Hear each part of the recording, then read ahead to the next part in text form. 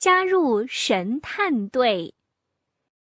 意意、华华和文文围在一起讨论。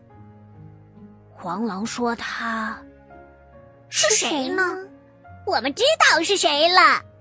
这么快就知道了？扔石头的是黄狼。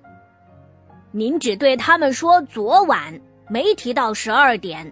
黄狼怎么知道石头是12点扔的？所以石头是黄狼扔的。有道理，答对了，欢迎你们的加入。意意、华华和文文加入了神探队。